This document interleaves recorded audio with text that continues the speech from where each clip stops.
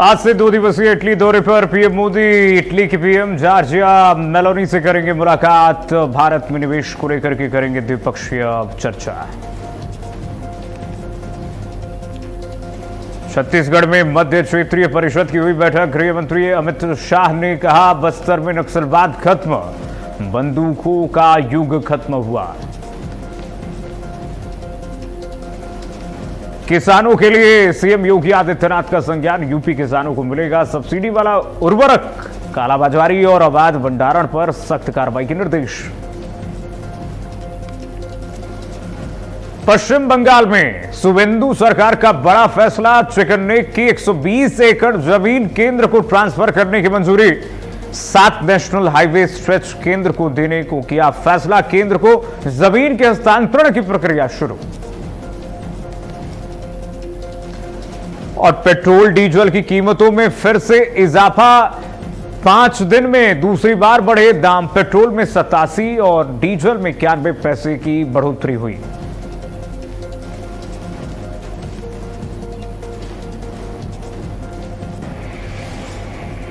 नमस्कार, बहुत स्वागत है आपका देश के उत्तर में। मैं हूं आपके साथ कीर्तिमान सिंह। बुलेटिन शुरुआत करते हैं बड़ी खबर के साथ। लखनऊ से बड़ी खबर इस बीच आ गई है। किसानों के लिए सीएम योगी आदित्यनाथ ने संज्ञान दिया है। किसानों को उर्वरक वाला सब्सिडी मिलेगा। बड़ी खबर आपको बता दें, सीएम योगी आदित्यनाथ ने किसानों का संज्ञान लिया है। सीएम योगी आदित्यनाथ के निर्देश के बाद किसानों को उत्तर प्रदेश में सब्सिडी वाला उर्वरक मिल सकेगा, फर्टिलाइजर मिल सकेगा। किसानों को जरूरत के हिसाब से उर्वरक दी जाएगी। कृषि विभाग पारदर्शी तरीके से सब्सिडी वाला उर्वरक शुरू करेगा। प्रदेश में 27.94 लाख मीट्रिक टन उर्वरक उपलब्ध है। पिछले साल से 3.13 लाख मीट्रिक टन ज्यादा स्टॉक मौजूद है। उर्वरक खरीदने के लिए अब फार्मर आईडी जरूरी होगी। कालाबाजारी और अवैध भंडारण पर सख्त कार्रवाई के निर्देश मुख्यमंत्री योगी आदित्यनाथ ने दिए हैं। बड़ी खबर आपको बता रहे हैं, उर्वरक खरीदने के लिए अब किसानों को सहूलियत मिलेगी। फार्मर आईडी की आवश्यकता होगी। कालाबाजारी और अवैध भंडारण पर, कालाबाजारी पर, स्टॉक पाइलिंग पर अब निजात मिल सकेगी। किसानों के लिए सीएम योगी आदित्यनाथ ने बड़ी सौगात दी है। किसानों को अब सब्सिडी वाला उर्वरक मिल सकेगा। सीएम योगी आदित्यनाथ ने किसानों के हित में यह बड़ा फैसला लिया है। किसानों को जरूरत के हिसाब से उर्वरक दी जाएगी। कृषि विभाग पारदर्शी तरीके से सब्सिडी वाला उर्वरक दे रहा है, देना शुरू कर चुका है। प्रदेश में पिछले साल से 3.13 लाख मीट्रिक टन ज्यादा स्टॉक मौजूद है। कालाबाजारी और अवैध भंडारण पर से सख्त कार्रवाई के निर्देश दे दिए गए हैं। बड़ी खबर आपको बता रहे हैं, कालाबाजारी पर, अवैध भंडारण पर स्ट्राइक किया गया है योगी सरकार की तरफ से। किसानों के लिए सीएम योगी आदित्यनाथ की एक बहुत बड़ी पहल। संजीव सिंह हमारे साथ सहयोगी जुड़ गए तमाम जानकारी के साथ। Bureau chief Lucknow Sanjeev, CM Yogi Adityanath के इस फैसले में क्या कुछ कहा गया है? क्या किसानों को किस तरह से राहत मिलेगी? जो उर्वरक दी जाएगी, क्या एसओपी बनाया गया है उसके लिए? बिल्कुल, ये कहा जा सकता है कि कुछ समय पहले जो है उर्वरक की थोड़ी सी कमी की बात सामने आ रही थी और इसको लेकर जो है किसान भी काफी ज्यादा उत्सुक थे। पिछले साल की अगर बात की जाए, यही कारण है कि इस साल जो है उत्तर प्रदेश के मुख्यमंत्री योगी आदित्यनाथ ने जो उर्वरक की है वो करीब 28 लाख मीट्रिक टन जो है उर्वरक इस समय उपलब्ध है उत्तर प्रदेश के किसानों के लिए, जो कि पिछले साल की अपेक्षा 3 लाख मीट्रिक टन से ज्यादा है। इसके अलावा जो उर्वरक की कालाबाजारी ना हो, इसके लिए उन्होंने ये किया है कि जो भी किसान है वो अपनी आईडी लेकर जो है फर्टिलाइजर दुकान पे जाएंगे, तभी जो है उनको उर्वरक मिलेगा। क्योंकि अब इस समय जो है खरीफ की फसल का सीजन शुरू हो चुका है, तो ऐसे में किसानों को जो है खाद की काफी ज्यादा जरूरत पड़ती है, तो खाद की कालाबाजारी ना हो, इसके मद्देनजर जो है उन्होंने कृषि विभाग के अधिकारियों के साथ एक बैठक की थी और उसमें उन्होंने हिदायत दी कि जो कालाबाजारी होता है उर्वरक का, वो फर्टिलाइजर का जो है काली बाजारी ना हो, उसको रोका जाए और उसी को लेकर जो है ये सख्त निर्देश भी दिए गए और साथ ही ये भी कहा गया है कि जिन भी किसानों को जितने भी फर्टिलाइजर की जरूरत हो वो अपने किसान आईडी लेकर जाएं और खाद की खरीद कर सकते हैं। जी अच्छा, फार्मर आईडी के उपयोग के बाद ही मिल सकेगा ये सब्सिडी, तो क्या पैमाना रखा गया है संजीव? देखिए, पैमाने में किसान की जो आईडी है वही सबसे मुख्यतः ये रखा गया है, क्योंकि बहुत से लोग ऐसे होते हैं कि जो ये कह देते हैं कि उनका भी खेत है और वो जो है किसान है, लेकिन उनके पास आईडी नहीं होती है और शायद वही लोग जो है सबसे ज्यादा कालाबाजारी करते हैं। तो यही कारण है कि अब इस बार जो है किसान आईडी की जरूरत पड़ेगी अगर कोई भी किसान जो है खाद की खरीद करता है। तो पिछले साल की अपेक्षा इस साल जो है 3 लाख मीट्रिक टन ज्यादा जो है उर्वरक रखा गया है किसानों के लिए, ताकि जो किसान हैं उनको खरीद की फसल के पैदावार में कोई भी दिक्कत न हो। और साथ ही उन्होंने ये भी कहा उत्तर प्रदेश के मुख्यमंत्री ने कि जो कालाबाजारी हो रही है तो समय समय पर कृषि विभाग के जो अधिकारी हैं और कर्मचारी हैं वो जो है छापेमारी की कार्रवाई करे, ताकि ये पता चल सके कि ऐसा तो नहीं कि कोई उर्वरक की कालाबाजारी कर रहे हैं। जी संजीव, सब्सिडी को लेकर के कुछ जानकारी मिली है क्या? पैमाना किस आधार पर सब्सिडी मिलेगी और कितनी तक मिलेगी सब्सिडी? देखिए, जो सब्सिडी है वो अलग अलग रखी गई है किसानों के लिए और सबसे बड़ी चीज ये है कि किसान जो है कितने बोरे जो है उर्वरक की खरीदारी करते हैं उस हिसाब से जो है इनको सब्सिडी दिया जाएगा। शहर के लिए अलग है, ग्रामीण क्षेत्र के लिए अलग दिया गया है सब्सिडी। तो यानी कि जिसको जैसी जरूरत होगी उस हिसाब से जो है सरकार उनको सब्सिडी उपलब्ध कराएगी। और सब्सिडी को मद्देनजर जो है ये भी रखा गया कि उसका जो है डाटा भी फीड किया जाएगा, जो भी खाद की जो दुकानें हैं उनका भी डाटा रहेगा और कितना जो है उन्होंने खाद बेचा है उसका भी डाटा जो है उपलब्ध रखा जाएगा, ताकि ये पता चल सके कि कितनी डिमांड है और कितनी सप्लाई हुई है अभी तक की। जी बहुत शुक्रिया तमाम जानकारी साझा करने के लिए।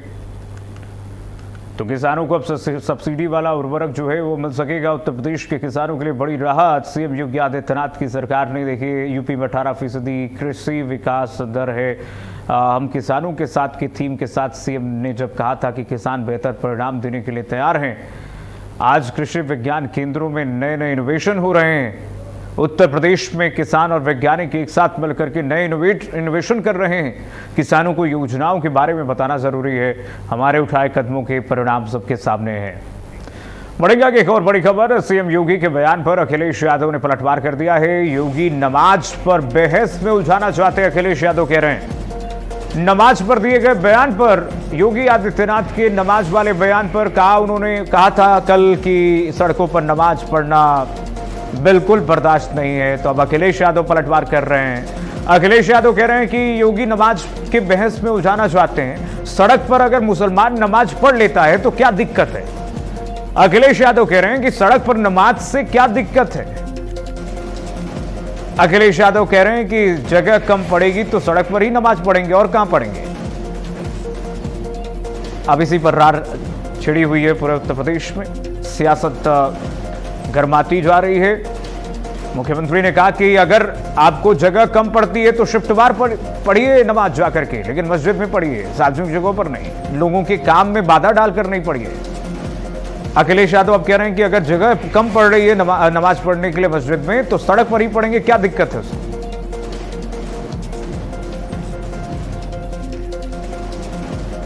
और बढ़ेंगे आगे एक और बड़ी खबर लखनऊ से। अखिलेश यादव ने बीजेपी सरकार पर हमला बोला है, जमकर उन्होंने हमला बोला है। एनकाउंटर को कानून व्यवस्था का दिखावा बताया है। अखिलेश ने कहा कि बहन बेटियों के साथ कितनी ज्यादा घटनाएं हुई हैं उत्तर प्रदेश में, बहन बेटियां सुरक्षित नहीं है। महिलाओं की सुरक्षा पर सरकार से आंकड़ा मांगा है अखिलेश यादव ने। अखिलेश यादव ने कहा कि रुपए की गिरावट, महंगाई पर केंद्र सरकार चुप है। क्यों चुप है? पेट्रोल डीजल के दाम और बढ़ने की आशंका अखिलेश यादव ने जता दी है प्रेस कॉन्फ्रेंस के जरिए। अखिलेश ने कहा कि नीट पेपर को उन्होंने कहा कि इससे लाखों छात्रों का भविष्य प्रभावित हुआ है। स्मार्ट सिटी लखनऊ में ट्रैफिक व्यवस्था पर भी उन्होंने सवाल उठा दिए हैं। वर्क फ्रॉम होम नहीं, नो वर्क का भी ये करेंगे फैसला। अखिलेश यादव ने कहा कि अभी ये लोग हार से उभर नहीं पाए हैं।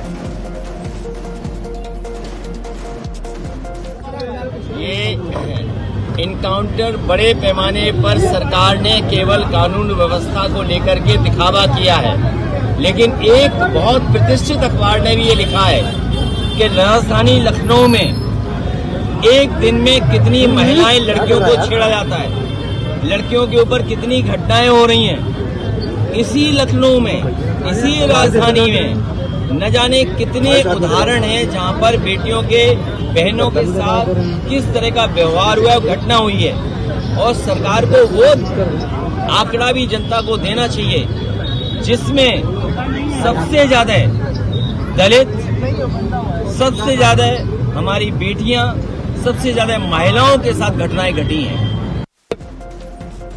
करके बयान दिया है अखिलेश यादव ने, आप सुन रहे हैं। वो कह रहे बहन बेटियों के साथ कितनी ज्यादा घटनाएं हुई हैं उत्तर प्रदेश में। अखिलेश यादव ने पेपर लीक मामले पर भी सरकार को घेरा है। अब बढ़ेंगे आगे, बात करेंगे वाराणसी की। वाराणसी में बीएचयू में एमए इतिहास का चौथा प्रश्न पत्र पर सवाल हो गया है, सवाल उठ गया है, विवादों में आ गया है। यह प्रश्न पत्र जहां सामाजिक विज्ञान संकाय के इतिहास विभाग द्वारा आयोजित परीक्षा में आधुनिक भारत और महिलाएं विषय के प्रश्न पत्र में पूछा गया कि ब्राह्मणवादी पितृसत्ता ने प्राचीन भारत में महिलाओं की प्रगति में किस प्रकार बाधा डाली। इस सवाल के सामने आने के बाद ब्राह्मण समाज में नाराजगी देखने को मिल रही है। सोशल मीडिया पर भी प्रश्न को लेकर बहस तेज हो गई है। कुछ लोगों ने इसे एक अकादमिक विषय से जुड़ा सवाल बताया है, जबकि कई संगठनों ने इसे आपत्तिजनक करार दिया है। फिलहाल विश्वविद्यालय प्रशासन की ओर से इस मामले पर कोई आधिकारिक बयान सामने नहीं आया है। बीएचयू के सवाल पर विवाद बढ़ गया है, रार बढ़ गया है। कुछ लोग कह रहे हैं कि सिर्फ ब्राह्मणों को टारगेट करके यह प्रश्न पूछा गया है। प्रवीण चौबे हमारे साथ जुड़ गए। प्रवीण, ये कौन शिक्षक महोदय हैं जिन्होंने इस तरीके से पेपर सेट किए हैं और इस तरह से सवाल पूछे गए हैं? अब इस पर क्या प्रतिक्रिया है लोगों की काशी में?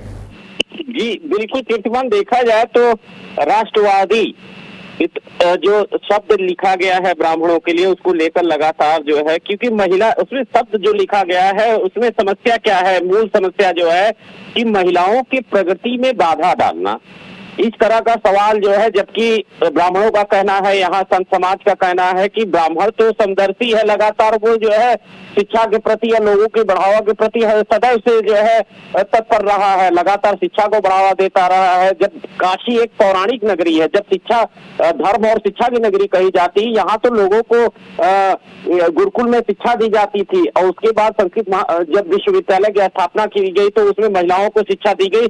कहाँ पर ब्राह्मणों ने इस तरह की किया, इसको लेकर काफी नाराजगी है। ये बीएचयू में, ये काशी हिंदू विश्वविद्यालय में जो है, ये सामाजिक संकाय के इतिहास विभाग द्वारा आयोजित एमए इतिहास चौथे सेमेस्टर की परीक्षा में इस तरह का प्रश्न है, जिसको लेकर काशी में विवाद भी छिड़ गया है। वही अगर जो है काशी हिंदू विश्वविद्यालय के प्रशासन की बात की जाए तो अभी कोई आधिकारिक बयान नहीं आया, लेकिन इसका जो सोशल मीडिया और अन्य प्लेटफॉर्म है उस पर लगातार विरोध चल रहा है, कड़ा विरोध चल रहा है। उसमें संत समाज से लेकर ब्राह्मण तो खासा नाराज है।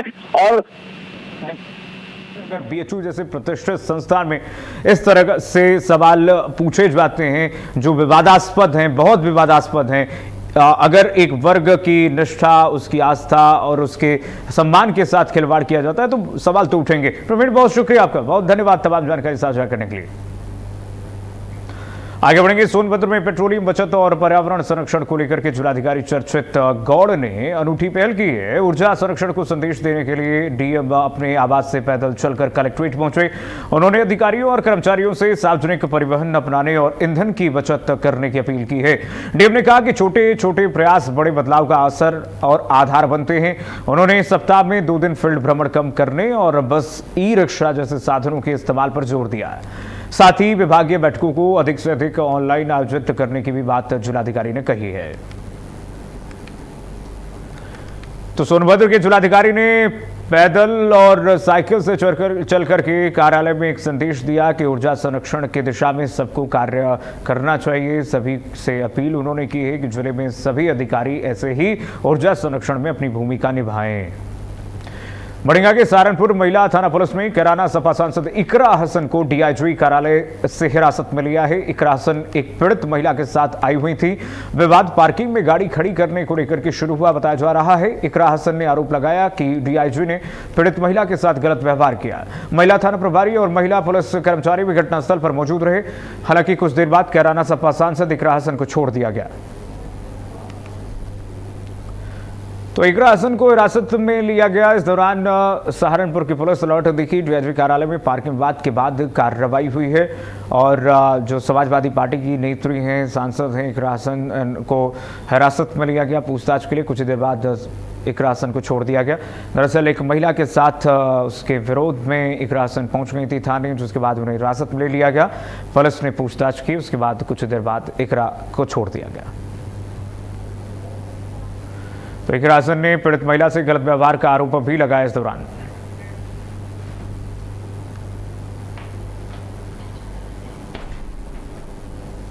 साहब के पास एक जो कार्रवाई गसाला में हुई है, जो मां है वो लगातार ये कह रही है कि उनको इंसाफ मिल लेना है। इंसाफ की गुहार को लेकर हम डीआईजी साहब के पास आए थे। जो माता जी हैं मोनू कश्यप की, उन्होंने अपना पक्ष रखा, अपनी बात रखी। डीआईजी साहब जिन्होंने पहले से ही उन्हें सारी चीजों को मना कर दिया, माँ की बात को सुनने से मना कर दिया, उन्होंने उस गरीब मजलूम बूढ़ी माता को कहा कि आप जाइए यहाँ से। मैं उनके साथ गई थी, मुझसे वो बर्दाश्त नहीं हुआ और फिर डीआईजी साहब वहाँ से खुद उठकर चले गए। एक खबर मुरादाबाद से है, जहां मुरादाबाद में भारतीय किसान यूनियन के कार्यकर्ताओं ने सीएमओ कार्यालय के बाहर जोरदार धरना प्रदर्शन किया। इस दौरान प्रदर्शनकारियों और पुलिस के बीच तीखी नोकझोंक की खबर भी मिल रही है। संगठन के राष्ट्रीय अध्यक्ष दिग्विजय भाटी ने निजी अस्पतालों पर अवैध वसूली, मनमानी फीस और फर्जी इलाज के गंभीर आरोप लगाए हैं।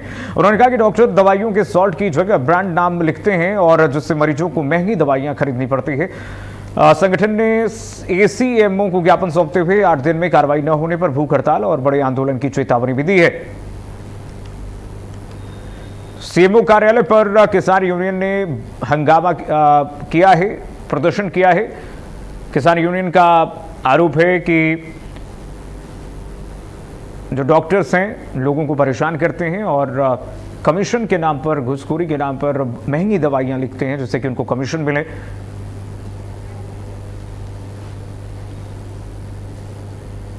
ये है कि यहाँ पर बहुत ज़्यादा घपलेबाजी हो रही है। सबसे पहले तो जो एसीएमएम वगैरह हैं वो यहाँ 8-10 साल से रुके हुए हैं। तो ऐसा क्या काम है इनका जो क्या नाम 10-15 साल से रुके हुए हैं?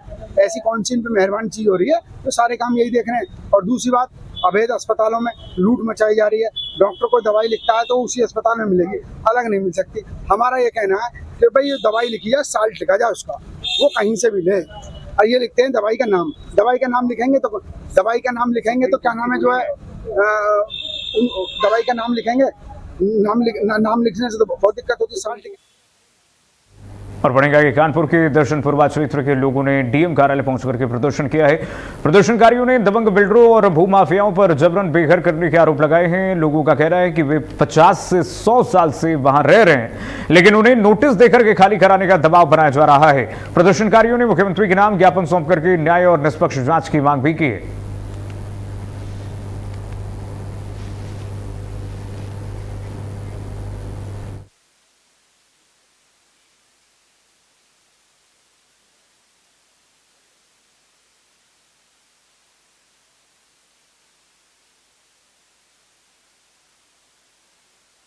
करके इस पूरे मामले में कार्रवाई के मांग के साथ लोगों ने प्रदर्शन किया है। भूमाफियाओं के खिलाफ लोगों का ये प्रदर्शन यूपी कानपुर में।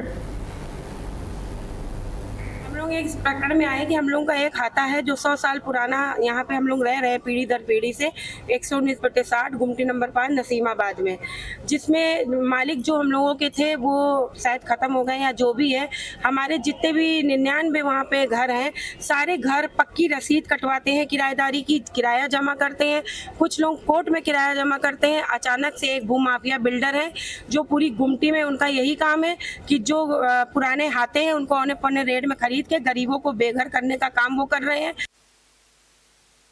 बढ़ेगा कि फतेहपुर में लखनऊ की घटना को लेकर के अधिवक्ताओं ने जोरदार प्रदर्शन किया है। सैकड़ों की संख्या में पहुंचे अधिवक्ताओं ने जमकर नारेबाजी की है। लखनऊ में अधिवक्ताओं पर लाठी चार्ज के मामले में कड़ी नाराजगी जताई। अधिवक्ता प्रोटेक्शन कानून और घायल अधिवक्ताओं को मुआवजा दिए जाने की मांग भी रखी। मामले में उच्च स्तरीय जांच करके दोषियों पर कठोर कार्रवाई की भी मांग की गई है। यूपी के फतेहपुर से तस्वीरें आपको दिखा दें। लखनऊ में हुए लाठीचार्ज, वकीलों पर लाठीचार्ज का विरोध फतेहपुर में अब जोर पकड़ते हुए दिख रहा है। अधिवक्ताओं ने जोरदार प्रदर्शन किया है। साथ ही साथ अधिवक्ताओं ने चेतावनी दी है कि अगर जल्द से जल्द लखनऊ में हुए इस अन्यायपूर्ण रवैये पर न्याय नहीं मिलता है अधिवक्ताओं को, तो उग्र आंदोलन भी करेंगे, कार्य बहिष्कार भी करेंगे। घायल अधिवक्ताओं ने मुआवजे को लेकर भी मांग की है। साथ ही साथ उन्होंने कहा कि जिन पुलिस कर्मियों ने लाठीचार्ज किया है, अधिवक्ताओं के जो चैम्बर्स हैं उनको तोड़े गए हैं, वहां पर क्षति पहुंचाई गई है, उसके मुआवजे दिए जाएं और साथ ही साथ जिन्होंने गैर कानूनी रूप से लाठीचार्ज किया है उन पुलिसकर्मियों पर कार्रवाई भी हो। घायल अधिवक्ताओं ने जमकर विरोध प्रदर्शन किया है, एक साथ मिलकर के आवाज उठाई है। यूपी के फतेहपुर में अधिवक्ताओं ने अपनी आवाज बुलंद की है। लखनऊ लाठीचार्ज के विरोध में अधिवक्ताओं का यह जबरदस्त प्रदर्शन देखने को मिला है। साथ ही साथ अधिवक्ताओं ने ज्ञापन भी सौंप दिया है एसडीएम को। बढ़ेगा कि डिजिटल भारत को मजबूत बनाने और युवाओं को नई तकनीकों से जोड़ने के लिए प्रदेश सरकार ने एआई फॉर ऑल पहल को पूरे प्रदेश में लागू कर दिया है। इसके तहत प्रदेश के लोगों को मुफ्त में आर्टिफिशियल इंटेलिजेंस यानी कि एआई का ऑनलाइन प्रशिक्षण दिया जाएगा। यह कार्यक्रम उत्तर प्रदेश कौशल विकास मिशन द्वारा वैश्विक आईटी संस्था ओरेकल यूनिवर्सिटी के सहयोग से संचालित है। इच्छुक अभ्यर्थी उत्तर प्रदेश कौशल विकास मिशन की वेबसाइट पर जाकर के एआई फॉर ऑल टैब्स के माध्यम से मुफ्त रजिस्ट्रेशन कर सकते हैं, पंजीकरण कर सकते हैं और घर बैठे प्रशिक्षण, ट्रेनिंग, स्किल प्राप्त कर सकते हैं। तो घर बैठे अब ऑनलाइन एआई की जानकारी मिल सकती है। प्रदेश में एआई फॉर ऑल लागू कर दी गई है, पहल लागू कर दी गई है। युवाओं को मुफ्त में अब एआई प्रशिक्षण दी जाएगी। प्रदेश कौशल विकास मिशन की लगातार यही सोच रहती है कि आज के समय में जो प्रासंगिक कोर्स है वो सभी के सम्मुख रखा जाए और सभी लोग सुगमता से उस तरह के कोर्सेज को कर पाएँ, अपनी स्किल और अपने हुनर को अपग्रेड कर पाएँ। इसी कड़ी में उत्तर प्रदेश कौशल विकास मिशन ने ओरेकल संस्था के साथ संयुक्त रूप से एक एमओयू के माध्यम से सभी के लिए एआई फॉर ऑल नाम का कोर्स लॉन्च करा है। ये कोर्स हमारी वेबसाइट www.upsdm.gov.in पर निःशुल्क उपलब्ध है। इसमें आप रजिस्टर कर सकते हैं। और खबर प्रतापगढ़ से है। एएनटीएफ की बड़ी कार्रवाई हुई है। सक्रिय मादक पदार्थ तस्कर को गिरफ्तार कर लिया गया। प्रतापगढ़ में बड़ी खबर आपको बता दें, भारी मात्रा में अवैध हेरोइन बरामद की गई है। प्रतापगढ़ में एएनटीएफ की बड़ी कार्रवाई हुई है। भारी मात्रा में अवैध हेरोइन बरामद कर लिया गया है। सक्रिय मादक पदार्थ तस्कर को गिरफ्तार किया गया है। आरोपी के पास से मोबाइल फोन और नकदी भी बरामद की गई है। तस्करी नेटवर्क की जांच में पुलिस जुटी हुई है। प्रतापगढ़ में एएनटीएफ की बड़ी कार्रवाई, सक्रिय मादक पदार्थ तस्कर को एएनटीएफ ने गिरफ्तार कर लिया है। बड़ा खुलासा किया गया है। भारी मात्रा में अवैध हेरोइन बरामद की गई है। तस्करी नेटवर्क की जांच में पुलिस जुटी हुई है। आरोपी के पास से मोबाइल और नकदी भी बरामद की गई है। तस्करी नेटवर्क की जांच में पुलिस पूरी तरह से इस वक्त जुटी हुई है। यूपी के प्रतापगढ़ में एएनटीएफ की बड़ी कार्रवाई में सक्रिय मादक पदार्थ तस्कर को एएनटीएफ ने दबोच लिया है। इसके बाद से अवैध हेरोइन बरामद की गई है। भारी मात्रा में जांच जारी है। इसके नेक्सस का खुलासा करने में पुलिस लगी हुई है। और बढ़ेगा कि अब खबर झांसी से। झांसी में नौकरी दिलाने के नाम पर लाखों रुपए की ठगी करने का मामला सामने आया है। पुलिस ने मामले में कार्रवाई करते हुए आरोपी नर्स को गिरफ्तार कर लिया है। पुलिस ने आरोपी नर्स कोर्ट में पेश करने के बाद जेल भेज दिया है। आरोपी नर्स पर महिला को नौकरी के नाम पर 5 लाख रुपए ठगने का आरोप लगा है। मामले में आरोपी नर्स का पति और एक और व्यक्ति शामिल है, जो अभी फिलहाल फरार चल रहा है। पुलिस फरार आरोपियों की तलाश में जुटी हुई है। मामले की जांच जारी है।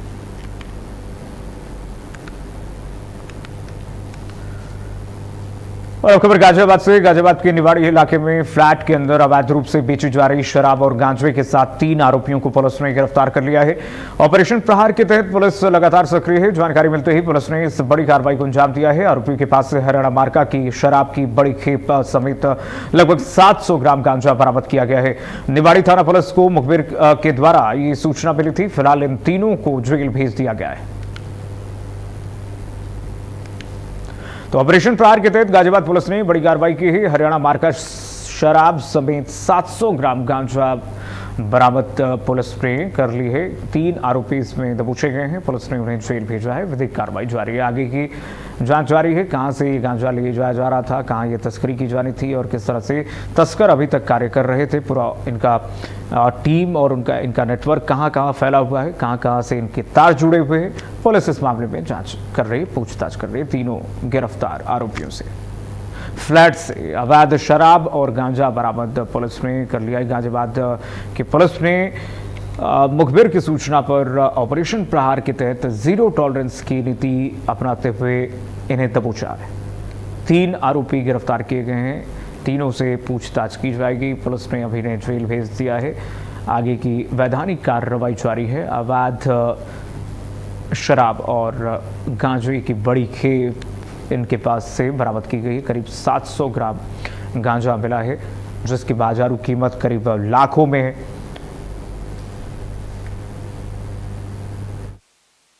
कल दिनांक 18/5/2026 को पुलिस कमिश्नरेट गाजियाबाद के निवाड़ी थाने में एक कनन ग्रीन सोसाइटी है, जिसमें सूचना प्राप्त हुई थी कि एक फ्लैट में कुछ संदिग्ध लड़के हैं जिनके द्वारा अवैध रूप से शराब और गांजा बेचा जा रहा है। इस सूचना पर पुलिस के द्वारा जब दबिश दिया गया तो वहाँ मौके से 3 लड़के हिमांशु, अनमोल तथा मनीष, जो कि तीनों बिहार के रहने वाले हैं, वहाँ फ्लैट में मिले तथा उनके कब्जे से 7 पेटी और 10 बोतल कुल मिला के 94 हरियाणा मार्का शराब और करीब 700 ग्राम प्लस जो है वो गांजा ये बरामद हुआ है। देश के उत्तर में बस इतना ही। खबरें लगातार जारी हैं। देखते रहिए भारत अपडेट।